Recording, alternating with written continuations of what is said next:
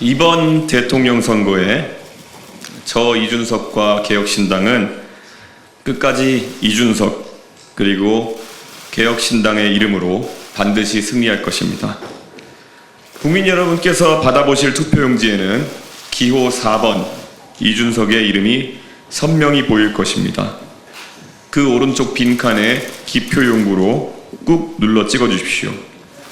여러분의 오늘 그리고 내일에 투자하는 가장 효능감 있는 한 표가 될 것입니다. 최근 모든 여론조사 지표는 이준석으로의 전략적 선택이 이재명 후보를 넘어설 수 있는 유일한 승리의 방정식이라는 사실을 증명해 보여주고 있습니다. 지금 바람이 불기 시작했습니다. 이제 전략적 선택의 시간입니다. 곧 역전의 순간이 다가올 것입니다. 국민 여러분, 외부의 회유와 압력에도 우리가 전혀 흔들리지 않는 이유는 우리가 만들고 싶은 대한민국이 있기 때문입니다. 우리가 꿈꾸는 대한민국은 마음대로 돈을 펑펑 써도 괜찮다는 무책임한 포퓰리스트의 세상이 아닙니다. 우리가 만들려는 세상은 합리화, 효율, 그리고 책임이 중심이 되는 정부입니다. 우리가 만들려는 세상은 자신의 주장이 틀린 것이 분명한데도 잘못을 지적하는 국민에게 오히려 바보라고 조롱하는 로마 황제 콤모두스와 같은 암군의 세상이 아니고 옳은 것은 옳다, 틀린 것은 틀렸다 말할 수 있는 이성과 과학이 존중받는 세상입니다. 입법, 사법, 행정을 모두 장악한 극단적 총통의 시대가 아니라 대통령을 중심으로 다양한 정당들이 협력하는 상식적 협치가 이루어지는 세상입니다. 정상회담 자리에 가서 멀뚱히 서 있거나 졸거나 가식적인 웃음만 지어 보이는 대통령이 아니라 와이셔츠 바람으로 세계 정상들과 자유롭게 소통하는 상식적인 능력을 갖춘 대통령을 두고 있는 세상이 우리가 꿈꾸는 대한민국입니다. 우리가 만들려는 세상은 비상계엄을 선포한 폭군의 세상이 아니고 윤석열을 몰아냈더니 푸른 점퍼로 갈아입은 또 다른 윤석열, 다시 빨간 옷을 차려입은 작은 윤석열이 등장하는 세상이 아니라 대한민국이 정치 기적을 이루었다고 세계 만방에 자랑할 수 있는 압도적으로 새로운 대통령이 탄생하는 대한민국입니다. 우리가 오늘도 전진하는 이유는 우리가 만들고 싶은 이러한 대한민국이 있기 때문이고 국민께서 그 꿈을 포기하지 않는 한 저는 끝까지 앞으로 나아갈 것입니다. 국민 여러분, 6월 3일 본투표일까지 앞으로 12일 남았습니다. 야밤에 선포된 무지몽매한 비상계엄령을 단 몇 시간 만에 해제하였듯 두 개의 거탑을 무너뜨리기에 12일이면 충분한 시간입니다. 2025년 6월 4일 아침부터 압도적으로 새로운 대한민국의 아침을 맞이할 수 있도록 여러분의 현명한 선택을 부탁드립니다. 내일은 고 노무현 전 대통령 서거 16주기를 맞는 날입니다. 야합하는 길이 아니라 언제나 정면 돌파하는 길을 선택하셨던 노무현 대통령처럼 이번에는 국민 여러분께서 이준석으로 정면 돌파해 주십시오. 정권 교환이 아니라 진짜 정권 교체, 원칙 위에 바로 선 합리적 개혁 정치의 재건, 그리고 오로지 실력으로 승부하는 국민을 설득하는 새로운 정부로서 보답하겠습니다. 감사합니다.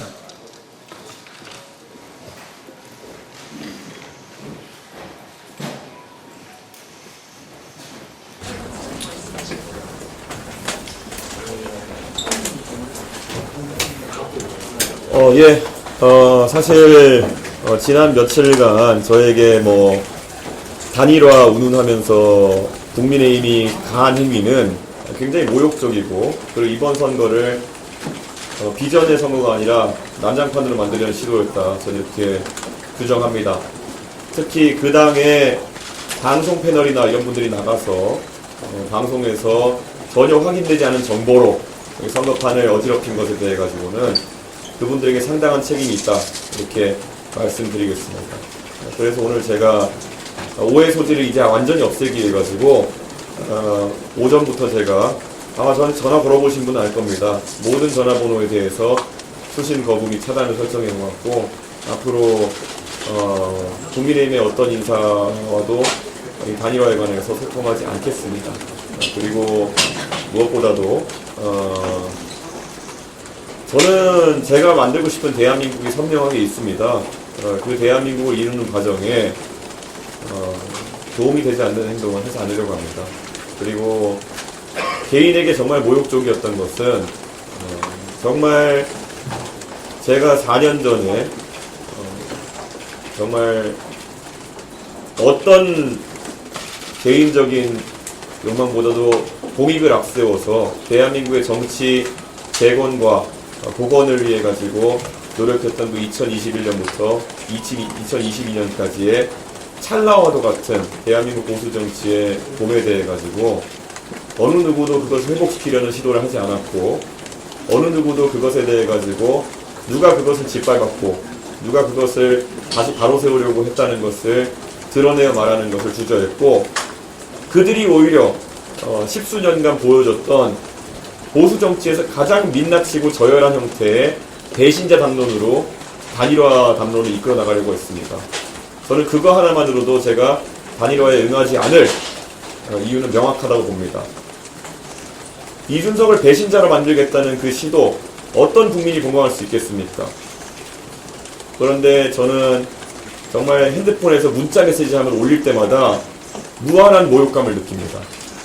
저한테 2022년도에 상스러운 욕으로 문자를 날리던 분들이 그 문자가 지워지지 않은 상태에서 2023년에는 저에게 자살 조명하던 분들이 2025년에는 저에게 읍소하고 있습니다.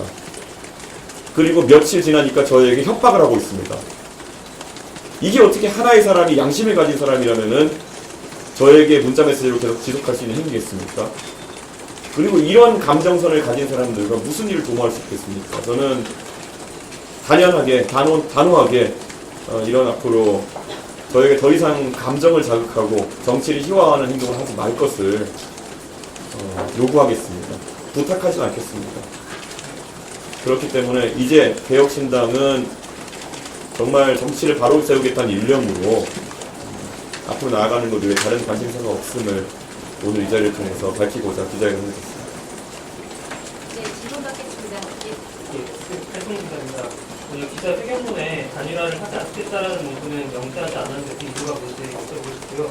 이종훈 공보단장이 제기한 당권 거래설에 대해서 양양자 위원장은 그 거래를 제안한 사람이 누군지 못 밝히면 자작극으로 간주하겠다라고 했는데 대체 누군지 밝힐 수 없다면 왜 그런지. 양양자 의원님이 그런 말씀을 진짜 하셨다는 그 자체로서 저는 그분은 정치 부적격자라고 생각합니다. 네. 저는 제가 계속 말하지만은 이 2차 가해라고 하는 것에 있어서 가장 물을 만난 고기처럼 날뛰었던 사람들이 모 전직 당대표 주변에 있는 인사들 아닙니까? 벌써 그분에게 줄서기로 작정하시고 그렇게 가신 거라면은 정치할 자격 없는 분입니다. 그 이상 넘어가겠습니다. 다른 질문 받겠습니다. 앞부분 단일화 부분이 안 되신 거죠? 안 한다고 했습니다. 뭐 어디가 부족한지 제가 모르겠습니다. 저 살려서 그러는데 예. 이동훈 단장이 그 어제 페이스북에서 그 대부분 친윤계 인사들이라면서 이제 당권을 주택이 단일화하자 뭐 이렇게 말했다고 하셨잖아요. 근데 오늘 인하대에서 후보님이 브리핑에서 그 당권 주겠다고 한 사람은 없었다 이렇게 말씀하셔서 이게 약간 그 어떤 게 좀 사실 저에게 없었고요. 이동훈 단장이 무슨 말 했는지는 제가 그것까지 구체적으로 확인하지 않았습니다. 오늘 회견문에서 여론조사 지표에 대해서 말씀하셨는데 여론조사 추이 어떻게 보고 계신지 궁금하고, 만약에 지금까지 여론조사 결과로는 10%가 안 되는 여론조사가 많았는데 그럴 경우에 이제 비용에 대해서 부담을 못 받게 되는데 그거에 대한 부분은 없으신지 궁금합니다. 저는 그 비용 문제가 왜 자꾸 나오는지 모르겠는데요. 단일화에 응하는 순간 그 비용 문제 똑같은 겁니다. 네, 그렇기 때문에 단일화에 응해가지고 후보 관계를 따져가지고 그것 때문에 안 한다? 저는 논리 구조가 뭔지 우선 질문으로 명확히 해줬으면 좋겠는 게, 안철수 후보 지난 선거 단일화해가지고 한 푼도 보전 못 받았습니다. 그렇기 때문에 그게 무슨 변수인지 잘 모르겠습니다. 오히려 그러한 비용 변수가 있다 그러면은 더 후보로서 열심히 해서 그 비용 보전선을 넘기는 것이 과제인 것이지, 저는 그건 질문의 방향이 약간 그냥 호사가들이 정치에 대해 잘 모르는 분들은 비용 때문에 단일할 건데 무슨 질문인지도 잘 모르겠습니다. 저는 그렇죠. 무슨 논리인지도. 네. 여론조사를 해서 좀더 집단이 여쭤보고, 이런 주변 관계자들이 자체 파악하는 여론조사 추이가 엄청나게 높다라고 얘기를 하고 있는데, 네. 이게 구체적으로 지역적 지지율 지표인지 아니면 연령상 1대1인지 이게 궁금하고, 이게 제3자 구조에다 쓰는 투표율, 골든크로스가 이루어질 수 있는 속도라고 보시면 지표에는 여러 가지가 있는데요. 여론조사에 보면은 지금 오늘도 발표된 갤럽 조사 하나에서 결국에는 양자 구도로 놓고 봤을 때 김문수 후보와 이재명 후보 간의 경쟁력 차이나 저와 이재명 후보 간의 경쟁 차이가 그렇게 크지 않다는 조사가 나왔습니다. 그 말인즉슨 유권자는 이미 당세만 놓고 보면은 이준석에 대한 지지가 상당히 올라왔다 이렇게 볼 수 있는 것이고, 제가 오늘 기자회견에서 전략적으로 이제 유권자가 선택할 때가 되었다라고 하는 것은 이재명 후보를 저지하기 위한 가장 최적화된 후보가 누구냐, 이제는 당세 빼놓고 생각해라, 그런 제안을 제가 한 것입니다. 그래서 유권자들께서 당연히 이준석으로 전략적 이동을 하면은 당연히 저는 이재명 후보를 꺾을 수 있는 더 경쟁력 있는 후보는 이준석으로 인정받을 것이다. 이미 지표들이 그렇게 보여주고 있고요. 양자 조사를 했을 때 이준석이 후보로 올랐을 때 이재명 후보의 득표력이 50% 이하로 제한될 가능성이 높다라는 게 지금 조사의 결과거든요. 저는 그거 이상의 어떤 다른 지표가 이미 있을지라는 생각을 하게 됩니다. 오늘 기자회견에서 하신 얘기 공투표일까지 불가역적으로 절대 안 뒤집히는 건지. 네, 저는 거기에 대해서 뒤집을 이유가 없습니다. 그러면 양자 대결보다나 일반 국민 단일화 같은 방식을 제한하더라도 절대 단일화를 못 생각은 전혀 없습니다. 오늘 단일화 안 하시겠다고 선언을 하신 건데 혹시 뒤집힌다면 오늘 의원직을 사퇴할 수 있는 안 뒤집을 건데요. 그리고 의원직은 동탄 주민과 약속인데 왜 사퇴를 합니까? 그런 식으로 따지면 돈 걸라고 할 수도 있고 그런데 그건 참 모욕적인 질문이라고 생각합니다. 오늘 오전에도 이미 단일화 안 하신다고 말씀을 하셨는데 이렇게 긴급 기자회견에 발표하시는 계기나 필요성 계기가 있을까요? 아니, 국민의힘의 일부 인사들이 특히 저는 방송 패널도 조심해야 된다 생각하는 것이, 계속 나가가지고 말은 저렇게 하지만 무슨 아닐 것이다 이런 식으로 자극을 하고 있지 않습니까? 저는 그들이 입을 놀리는 것이 결코 그들이 원하는 방향으로 가지 않을 것이라는 걸 명확히 할 필요가 있다, 그런 판단합니다. 네. 안철수 의원하고 만나기로 했는데요. 네. 단일화 협의를 애초에 할 생각은 있었던 거예요? 아니요. 저는 안철수 의원은 제가 누차 말했지만은 계엄 사태에서의 진정성이나 이런 걸 통해 가지고 안철수 의원이 무슨 말하는 건 듣는 것도 예의다라고 생각해서 듣는 것이고, 저는 원래 언론인들 잘 아시겠지만은 저한테 전화 오고 저한테 만나자는 사람들 잘 만나는 편입니다. 네. 한 가지만 더 있으면 이제 국민의힘 친윤 의원들이 이제 다른 당의 분명히 당권을 주겠다고 한 당권 거래를 제한했다는 통보가 나왔다고 이렇게 허경훈 전 대표도 그런 주장을 하고 있는데요. 이런 실제로 당권 거래가 있었는지 이런 부분은 어떻게? 저는 폭로라는 말을 붙이니까 굉장히 대단한 일처럼 보이는데요. 제한이 있었나요?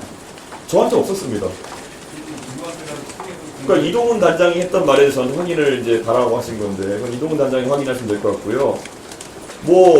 호사가들이 하는 그 정도 얘기, 흔히 있는 얘기 않습니까? 이준석이 단일화를 해준다는 얘기가 뭔지는 또 모르겠습니다. 그런 식으로 김치국수 마시는 사람도 있는데, 그러면은 친윤 세력이 당연히 당권을 주는 방법은 당원 단계 없기 때문에 그들이 지원해가지고 당대표 전당대회 만들어주겠다는데, 저는 처음부터 일관되게 얘기했던 게, 당대표 해가지고 선거도 다 이겨봤던 사람이 그렇게 그거에 미련이 있겠으며, 그거 내가 관심도 없는데 왜 그러냐, 저는 일관되게 밝혀왔거든요. 저는 그거는 이동훈 단장에게 어떤 식으로 전달했는지 저는 뭐 관심도 없습니다. 바꿔서 선거하죠. 이 사안에 대해서 이종훈 단장이 이렇게 확인하거나 또는 뭐 문제 같은 거는 문책을 하는 이유는 뭘까요? 그쪽에서 그런 제안을 했다는 것이지 이동훈 단장이 잘못한 일이 뭘까요? 네. 국민의힘 측에서 그럼 그래도 후보님께 럼프를 보내는 이유는 무엇이라고 생각하세요? 전략의 한계라고 보입니다. 그러니까 예전에 2020년 총선에서도 황교안 대표 체제하에서 저는 누차 이미 그 시대착오적 발상이라고 하지만은 뭉치면 이긴다 같은 거 하다가 180도 당하고 그러지 않았습니까? 저는 국민의힘의 선거 전략은 한 번도 업그레이드 된 적이 없다. 짧은 찰나워도 같은 김종인 인도 체제 하에서 빼놓고는. 네. 이용태 대위원장님께서 계속 찾아가서 단일화 관련 말씀 여쭙겠다고 하는데 그럼 앞으로 단일화 때문에 찾아가겠다고 하시면 만나지 않으시겠어요? 저는 지금까지도 안 만났습니다. MBN 김현인데요. 아까 뭐 감정적인 문제 때문에 굉장히 뭐 좀 모욕적이었다 단일화 제의가 이렇게 이야기를 하셨는데 만약에 대선에서 보수 진영이 패배를 하게 된다면 책임론에서도 좀 자유로울 수 없을 것 같거든요. 뭐 감정 아닙니다. 자유롭습니다. 저는 거기에 동의하지 않습니다. 저는 저한테 배신자라는 걸 씌우는 것 자체가 얼마나 비논리적인지 한번 뭐 만약에 그런 대선이 이재명 후보가 승리하고 그런 일이 발생한다면은 한번 해보라고 하십시오. 또 그렇게 배신자는 또 해가지고 그걸로 한 몇 년 또 유승민 괴롭히던 것처럼 몇 년 해보라고 하십시오. 그게 어떻게 진영이나 아니면 전체에 도움이 되는지는 굳이 그걸 찍어 먹어보겠다면은 해보라고 하십시오. 다른 질문 더 있으신가요? 네. 후보님 여기 네. 단일화 당선이라는 게 성태훈 후보의 표를 빼앗는 전략이잖아요. 네. 여기에 좀 평가적으로 대응하시는 방법 같습니다. 저는 완강한 거부를 일사를 밝혔고요. 저는 뭐 딱 봐도 이제 견적 나오지 않습니까? 제가 이렇게 단일화에 대한 완강한 거부를 했을 때 아마 국민의힘 내에서 두 가지 반응이 있을 겁니다. 첫째로는 그럼에도 불구하고 데스토핑한다. 두 번째는 아니라고 생각하면 이준석을 까기 시작한다. 전자 후자 모두 진정성이 없는 행동이라는 것이 입증될 것이기 때문에 어떤 길을 택할지 모르겠지만 현명한 선택하길 바랍니다. 그럼 뭐 이번 주나 이제 앞으로 선거 일정에서 이번 주에 좀 집중할 일정들이 있는지 좀 궁금합니다. 저는 뭐 당장 내일은 우선 TV 토론이 있는 날이지만은 그럼에도 제가 노무현 정신에 대한 얘기를 했기 때문에 최대한 이른 시각에 노무현 대통령 뵙고 올 생각을 가지고 있고요. 한편으로는 지금 아직까지도 제가 많은 요청이 있었지만은 뵙지 못한 분들 그리고 가보지 못한 곳들이 많습니다. 꾸준히 부지런히 다닐 수 있도록 그렇게 하겠습니다. 특히 TV 토론 준비야 말할 것도 없고요. 대표님, 네. 아까 오후 브리핑 도중에 나온 내용인데요. 지금 이런 시기에 명태균 씨랑 통화했다는 그 사실 자체만으로 부적절하다는 지적이 나올 수 있을 것 같은데요. 뭐 저는 뭐 늘상 아시는 것처럼 저한테 전화 걸어오는 것에 대해 가지고는 저는 항상 뭐 받아줍니다. 그것이 하다못해 뭐 윤핵관들도 사실 전화 오면 받아주곤 했습니다. 뭐 그 기간 동안에도 몇 년간의 기간 동안에도 명태균 사장이 저한테 전화한 것에 대해서 받아가지고 뭐 굉장히 짧은 통화를 했다는 것에 대해 가지고 그리고 뭐 그분이 뭘 말하는지 제가 거기에 따라 움직일 계제도 아니고요. 예상하겠지만은 그분이 아마 단일화에 대한 얘기를 했을 거라고 많은 분들이 예상할 텐데요. 뭐 그런 비슷한 얘기 있었습니다만은 오늘 제가 나와서 하는 얘기는 그와 정반대 아니겠습니까? 그러니까 뭐 아무 의미 없는 그런 저한테 전화가 온 상황이다 이렇게 생각할 것 같습니다.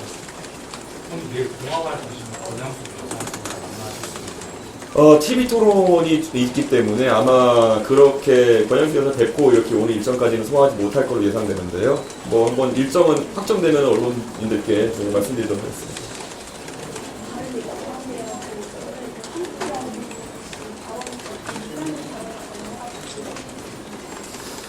그게 저는 뭐 한빛병 원장이 어떤 취지에서 한 발언인지 저에게 뭐 사전 보고할 상황도 아니고 개인 유튜브 방송을 하신 거기 때문에 저도 뭐 거기에 대해서 드릴 말씀이 많지는 않습니다만은 당연히 개혁신당의 공식적인 입장은 아닌 것은 다들 이해하실 거고 그리고 뭐 저는 그 발언이 뭐 지기현 판사에 관한 의혹이 빨리 규명되길 바란다는 취지라고 저는 이해하고 싶습니다. 그리고 실제로 뭐 지기현 판사의 행동이라는 것이 만약에 부적절한 부분이 있었다고 한다면은 개혁신당도 거기에 대해서 규탄할 것이기 때문에 지금 뭐 중간 단계에서 많은 것이 불명확한 상태에서 한빛병 그 선대위원장의 개인적인 평가에 대해서 우리 당 자체가 뭐 이렇게 큰 의미를 부여할 수는 없을 것 같습니다. 1차 토론에서 네. 호텔 경제학을 말씀하셨는데 어디서? 1차 토론에서 호텔 경제학을 말씀하셨는데 2차 토론에서도 이재명 후보를 향해 그렇게 또 준비한 게 있는지 호텔 경제학도 제가 딱히 뭐 준비했다고 보기는 어려울 것 같습니다. 예, 이재명 후보가 뭐 논란이 워낙 많은 분이기 때문에 어떤 총을 꺼내들지는 그때 즉석에서 그냥 생각하려고 합니다. 근데 이재명 후보가 사실 호텔 경제학이라는 것이 저는 가볍게 그냥 질문하고 제가 그때 토론에서 얘기했듯이 이재명 후보가 해명할 수 있는 기회를 좀 드리려고 한 것인데 뭐 어제까지도 그게 이어지는 거 보니까 뭐 국민이 이걸 국민을 대상으로 하신 발언인 것 같은데 이걸 못 알아들으면 바보라는 식으로 말씀하시는 거 보면서 상당히 놀랐거든요. 아니 국민이 본인이 내세운 정책이나 아니면 관점을 잘 이해하지 못하시면은 조금 더 자세히 설명드리고 이해를 구하는 것이 정치인의 숙명인데 그거를 모르면 바보다 식으로 해버리시니까 저도 뭐 당황해가지고 이제 좀 두렵습니다. 이분이 어디까지 튀어오를지를. 네, 그러면. 아까 이재명 대표 시장에서 저는 펑크스 포퓰리즘이라고 비판하셨는데 네.